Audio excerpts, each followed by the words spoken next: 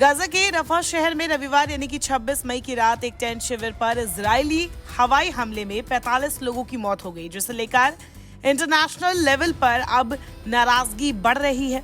स्थानीय लोगों से जो जानकारी मीडिया को मिली है उसके मुताबिक दक्षिणी गाजा शहर में लड़ाई तेज हो गई है। इजराइल की ओर से मई में हमले की शुरुआत से रफा से 10 लाख लोग भाग गए, जिनमें से ज्यादातर लोग इजराइल और हमास की जंग की वजह से पहले ही विस्थापित हो चुके हैं और वो युद्ध से तबाह इलाकों में शेल्टर्स में रह रहे हैं। UNRWA के ऑफिशियल अकाउंट से ट्वीट करके बताया गया कि शेल्टर में रुके इन परिवारों पर हमले की खबर दिल दहला देने वाली है।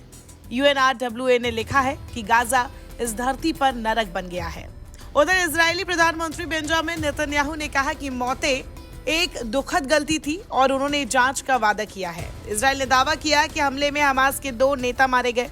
इजरायल इस बात पर जोर देता है कि रफा में 3 हफ्ते पहले शुरू किए गए इसके हमले का मकसद हमास की बची हुई बटालियनों का खात्मा करना है और ये नागरिक नुकसान को रोकने के लिए पूरी सावधानी बरत रहा है। हालांकि नया हमला उसी इलाके में किया गया है जहां रविवार रात को हमास के कथित परिसर को निशाना बनाया गया था। स्थानीय स्वास्थ्य अधिकारियों के मुताबिक उस हमले से विस्थापित फिलिस्तीनियों के एक शेल्टर में आग लग गई थी, जिसमें कम से कम 45 लोगों की मौत हो गई थी। इसे लेकर दुनिया भर में गुस्सा देखा गया।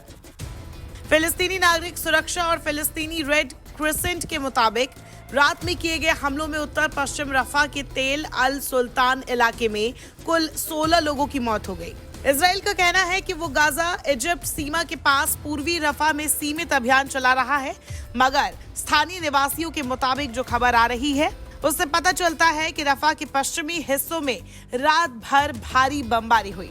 गाजा के स्वास्थ्य मंत्रालय ने कहा है कि आसपास हो रही भारी बमबारी की वजह से तेल अल सुल्तान के 2 मेडिकल केंद्र को बंद करना पड़ गया है। मेडिकल एड फॉर पैलेस्टीनियंस ने कहा कि ये तेल अल सुल्तान मेडिकल केंद्र और इंडोनेशियाई फील्ड अस्पताल को बंद कर दिया गया और स्वास्थ्यकर्मी, मरीज और विस्थापित लोग अंदर फंस गए हैं। उधर अमेरिका और इजराइल के दूसरे सहयोगियों ने रफा में पूर्ण हमले के खिलाफ चेतावनी भी दी है। अमेरिकी राष्ट्रपति जो बाइडेन के प्रशासन ने कहा है कि ऐसा करना सीमा लांघना होगा और ऐसे हमले के लिए हथियार देने से इनकार कर दिया था। वह इंटरनेशनल कोर्ट ने इजराइल से बीते शुक्रवार को रफा पर हमला रोकने को कहा था। हालांकि उसके पास अपने आदेश को लागू कराने की कोई शक्ति नजर नहीं आ रही। इजराइल ने अब तक इंटरनेशनल कोर्ट ऑफ जस्टिस के आदेशों को नजरअंदाज किया है, जिसने सैन्य अभियानों को रोकने की मांग की है, जिससे रफा में फिलिस्तीनी आबादी का पूर्ण या आंशिक खात्मा हो सकता है। ICJ ने गाजा में मानवीय मदद पहुंचाने के लिए रफा क्रॉसिंग को फिर से खोलने का आदेश भी दिया है। उधर फ्रांस के राष्ट्रपति इमैनुअल मैक्रों ने फिर से दोहराया है कि वो इजरायली हमले से गुस्से में है और यूरोपीय संघ के foreign policy chief Josep Borrell ने भी हमले की निंदा की है। इस हमले की तुर्की के राष्ट्रपति एर्दोगान ने भी निंदा की है। जर्मन विदेश मंत्री एनालेना बेयरबॉक ने भी कहा है कि अंतर्राष्ट्रीय मानवीय कानून दूसरों के साथ इजराइल के युद्ध व्यवहार पर भी लागू होता है। इटली के रक्षा मंत्री ने कहा कि गाजा में फिलिस्तीनी नागरिकों पर हमलों को अब और नहीं सही ठहराया जा सकता। इसी तरह से नॉर्वे, आयरलैंड, स्पेन, इजिप्ट, सऊदीया और जॉर्डन ने भी इसी तरह की टिप्पणियां की है।